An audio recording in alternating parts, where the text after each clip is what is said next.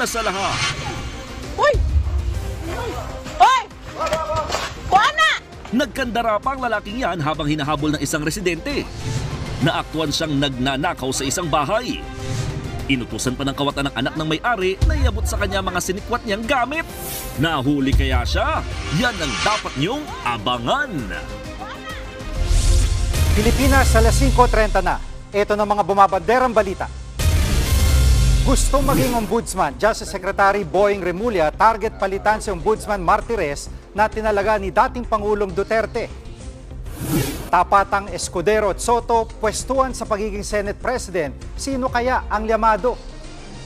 At dugyot na problema, Mayor Isko gusto na magdeklara ng state of health emergency dahil sa tambak na basura sa Maynila.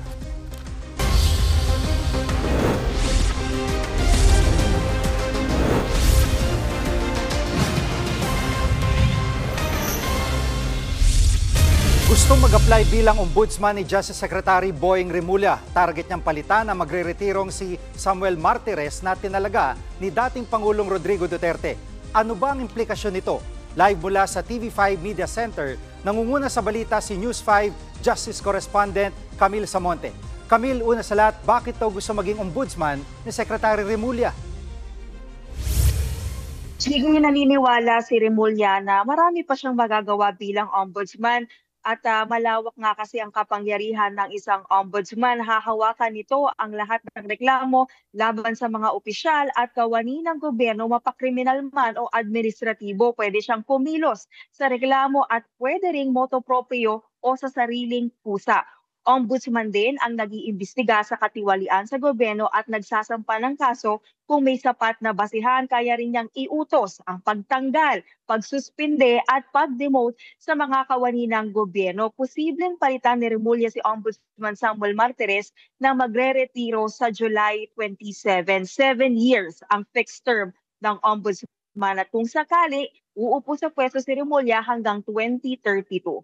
Narito ang pahayag ni Secretary Remulla. Mag-a-apply pa lang ako. I'm submitting my application by Friday, before Friday. Bakit, sir? Wala. I think that I have a lot to offer there.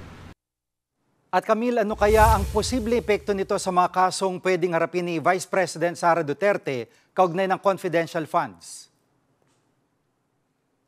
Sige, mag-a-apply pa lang naman si Secretary Remulla sa Judicial and Bar Council kaya spekulatibo, hindi pa natin masabi sa ngayon yung magiging epekto nito kay VP Sara, pero hindi mapagkakaila na makapangyarihang posisyon ang ombudsman. Itong nakaraang linggo, nagsumite na si VP Sara ng kanyang counter affidavit sa ombudsman kaugnay sa questionable umanong paggastos sa confidential funds. Kasunod nga yan ng rekomendasyon ng House Committee on Good Government and Public Accountability. Nasapahan siya ng patong-patong na reklamo. At kamakailan nagsampa ng reklamo Center IMI laban kay Remulla sa ombudsman kaugnay sa pag-aresto kay dating Pangulong Duterte. May epekto kaya ito sa application ni Remulla? Sige, naniniwala si Remulla na hindi makaka-apekto sa kanyang aplikasyon ang inihaing reklamo ni Senadora Amy kaugnay ng pag-aresto kay dating Pangulong Rodrigo Duterte sa International Criminal Court. Ang Judicial Bar and Council din daw ang pwedeng sumuri kung makaka-apekto ang naturang reklamo. At itong plano ni Secretary Remulla, alam na ba ng Pangulo? Yes, Gigi, naiparating na raw ni Remulla kay Pangulong Bongbong Marcos ang kanyang plano at in fact mayroon na nga rin daw siyang mga pangalan na pwedeng irekomenda na pumalit sa kanya sa Department of Justice. Gigi? Yan ang ulat ni Camille Samonte live mula sa TV5 Media Center. Maugong ang tapatang Escudero at Soto sa pagka-Senate President. Sino kaya ang llamado sa dalawa? Live mula sa TV5 Media Center pa rin, nangunguna sa balita si News 5 Senate Correspondent Mean Los Baños. Mean, ano ba ang usap-usapan at sino ang may numero sa dalawa?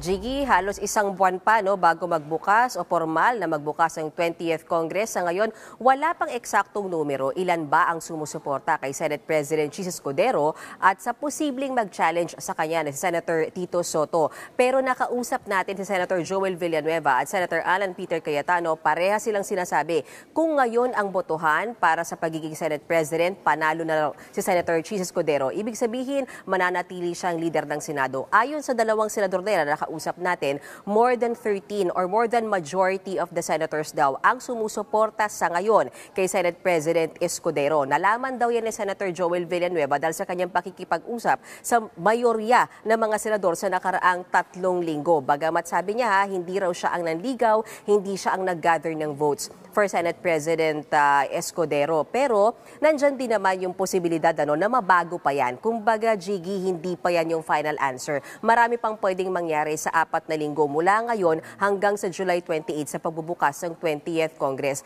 Narito ang bahagi ng pahayag ni Senator Joel Villanueva. Pakinggan natin, Jiggy. Kung ngayon nga po ang botohan, si Senate President Chis Escudero will be retained as our Senate President. Maraming akong nakausap din na senador, and just like the majority of the members of the incoming 20th Congress, I am also in support of the current Senate President.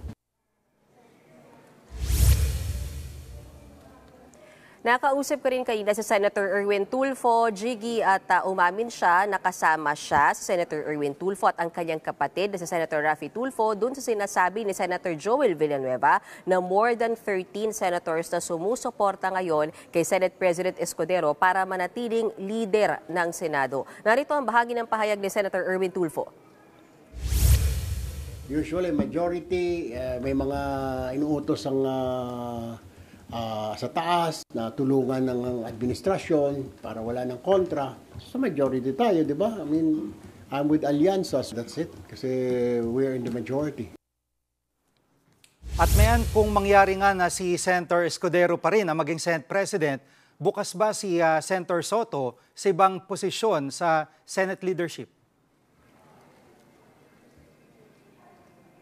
Paliwanag ko lang, Jiggy, paano yung posibleng senaryo sa July 28 pagbubukas ng 20th Congress. Dapat kasi dyan may 2 senador na magtutunggali o magkukompete para sa Senate President. Kung sakasakali na manalo nga at manatili si Senate President Chis Escudero at kung sakasakaling hindi pala rin si Senator Tito Soto, automatic siya yung magiging minority leader. At sinabi niya ngayon, handa rin daw siya sa role na yan. Bagay daw kasi yan na hindi bago sa kanya dahil naging Senate minority leader din siya nung panahong Senate President si Nene Pimentel. Pero hindi pa tapos ang laban, Jiggy. Sabi ni Senator Tito Soto, kung siya pa rin daw ang mapupusuan ng mga kasamahan nila sa Senado na maging leader ng Senado o Senate President, bagay na handa pa rin daw niyang tanggapin yang trabaho at responsibilidad na yan. Narito yung bahagi ng pahayag ni Senator Tito Soto. Tatanggapin ko. Di ako katulad kasi nung iba na nilalakad talaga na sila yung maging Senate President. Alam mo kasi pag minority leader ka, kailangan lahat ng batas na pag-uusapan ay alam mo. Handang-handa ako. In case na ako'y hindi ihalal ng ating aming mga kasama, handa naman ako mahalal as minority leader. Pero mayan, di ba parang traditionally yung minority, ito yung oposisyon at kakatakbo lang ni Senator Soto bilang pambato ng administrasyon. Hindi ba parang saliwa ito na magiging minorya siya? Ang paliwanag dyan, Jiggy, ni Senator Tito Soto, bagamat tumakbo siya sa ilalim ng alyansa para sa Bagong Pilipinas, kung saan, tama ka, mismong si Pangulong Bongbong Marcos yung nangampanya para manalo sila. Sabi ni Senator Tito Soto, hindi ibig sabihin sunod-sunuran siya sa palasyo. Maging bahagi man daw siya ng mayorya o ng minority bloc, siya daw ay mananatiling cooperative pero critical na member ng Senado, bagay na natutunan daw niya years back sa kanyang pagiging veteranong senador, Jiggy. Isa rin sa nagpahayag noon na bukas maging minority leader si Senator Ontiveros. Paano yan kung si Senator Soto naman ang piliin ng mga kasama nilang senador? Tama ka, Jiggy. Kumbaga nauna, no, si Senator Risa Hontiveros na nagsabi na ready siya maging minority leader. Kaya lang ngayon, nung tinanong namin siya, sabi niya kung titignan yung numero, mukhang malabo silang maging minority bloc. So kung sakali daw, ready silang maging independent bloc. Bagay na fina-finalize pa nila nung kanyang mga kasamahan, sila Senators Bam Aquino at Senator Kiko Pangilinan. Pero ang sigurado daw siya ngayon, hindi raw sasali si Senator Risa Hontiveros sa majority bloc ng Senado. Narito ang bahagi ng pahayag ni Senator Risa Hontiveros. I will not join the majority again. I haven't been part of the majority in almost 9 years. And tingin ko consistent sa pagiging miyembro ko ng minority. Either manatili sa minority or magbuo ng isang independent bloc o maging independent. Hindi lang dahil sa nakaraan, pero dahil din sa kinabukasan.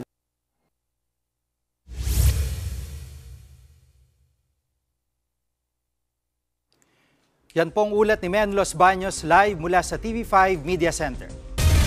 Sa ibang balita, dati na palang may sirang river wall sa Navotas pero hindi ito inaksyonan agad hanggang sa bumigay at magdulot ng pagbaha. Nangunguna sa balita si Ian Suyu.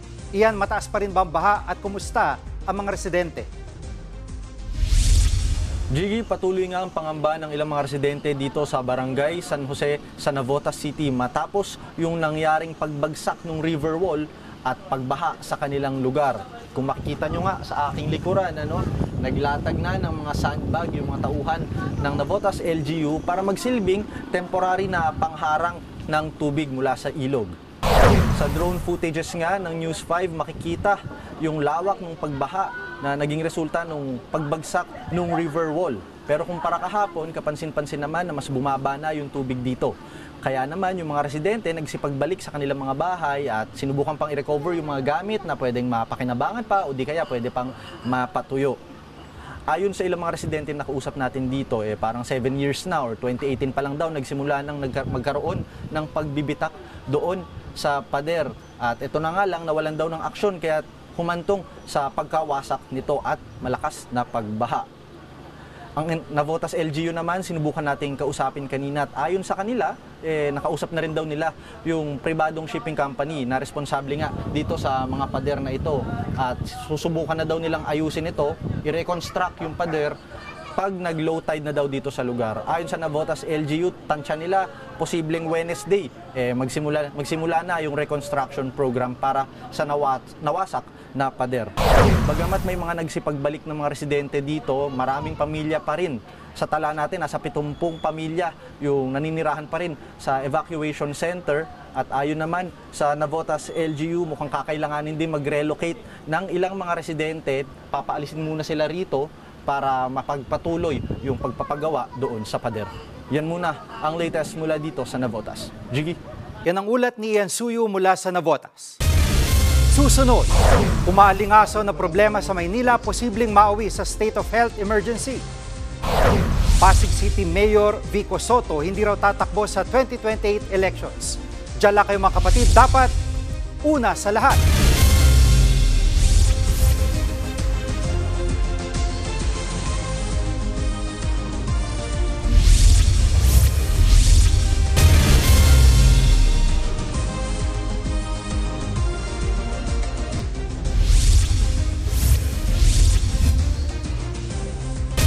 Dugyot na problema sumalubong sa nagbabalik alkalde ng Maynila na si Isko Moreno.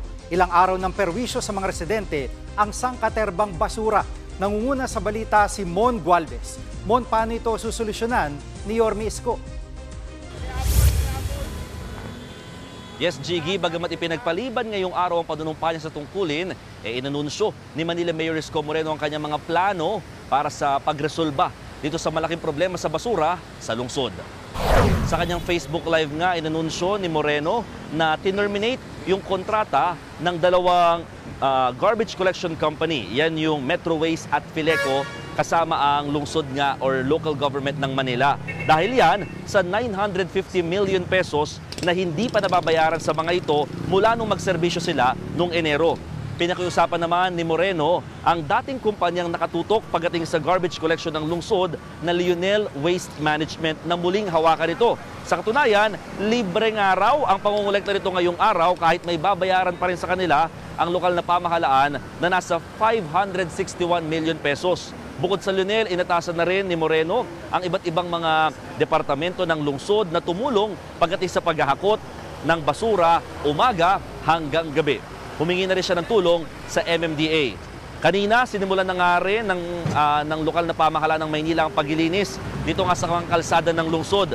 Sa kahabaan nga ng Andres Bonifacio Avenue, pinaghahakot yung mga basura at nagbomba na rin ng tubig sa kalsada.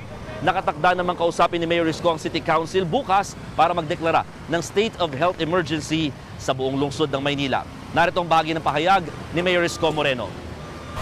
With the situation few weeks ago and the past days, plus today, talagang sasabog ang Maynila. Sa baho, sa eyesore, at higit sa lahat, panganib na dulot ng basura sa kalusugan. Hanggang madaling araw, hanggang gabi, hindi titigil ang syudad ng Maynila hakutin ang basura. Jiggy, sa ngayon dito sa may tapat o labas ng North Cemetery, Manila North Cemetery, kita nyo naman yung dami o gabundok ng mga basurang naipon mula yan sa loob at ngayon talagang hinahakot na isa-isa ng mga truck ng lokal na pamahalaan at syempre ng pinaka Lionel Waste Management itong mga basura para unti-unting malinis na nga itong mga lugar. Itong mga kalat na ito, actually may mga ilan dyan, bahagi doon ng mga kabaong na dito na lamang dinispose. So, yan yung talagang iniipon na talagang gustong malinis kaagad ni Moreno sa lalong madaling panahon. Sabi naman ni Yorme, talagang asahan daw na meron daw mapapanagot sakaling maimbestigahan nila at mapatunayan kung sinong nasa likod ng nangyaring kapabayaan. Balik sa'yo, Jiggy. Yan ang ulat ni Mon Gualvez mula sa Maynila. Hindi tatakbo sa namang posisyon sa 2028 election si Pasig City Mayor Vico Soto. Sinabi yan ng alkalde sa inauguration ceremony para sa kanyang ikatlo't huling termino. Dagdag pa ni Mayor Vico, handa siya makipag-ayos sa mga karibal niya sa politika nitong nagdaang eleksyon. Pero hindi raw ibig sabihin ay palulusutin niya ang mga may pananagutan sa batas. We extend a hand of peace, we extend a hand of unity. Kung maaari, magtulungan tayo para sa ikagaganda ng ating lungsod. Ngunit, kailangan may managot sa mga krimen na naganap.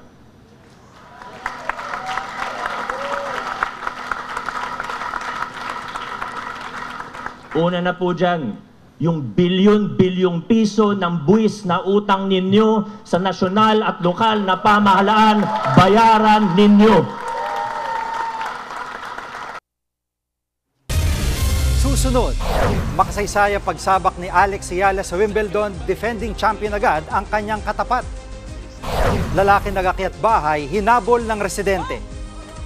Huwag kayong bibitiw, dapat una sa lahat.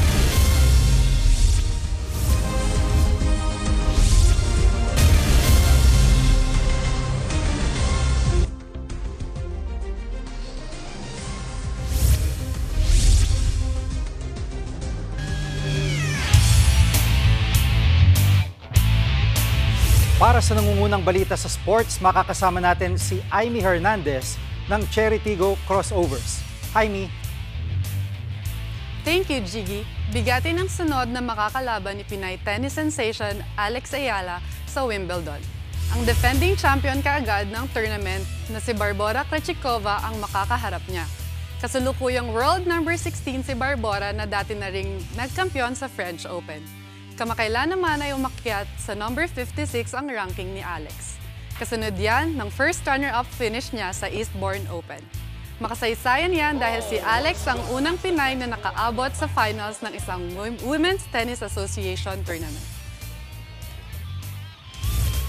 Yan ang nangungunang balita sa sports. Ako po si Aimee Hernandez.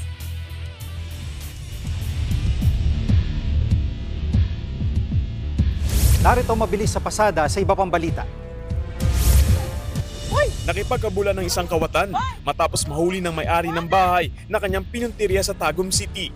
Base sa investigasyon, naakto ng sospek na inuutusan ng anak ng may-ari ng bahay na iabot sa kanya ang mga gamit nila. Pero paliwanag ito, makikipaglaro lang daw sana siya sa bata. Sa pool naman sa CCTV, ang pagnanakaw ng 3 lalaki ng copper tube ng aircon mula sa isang simbahan sa Quezon City.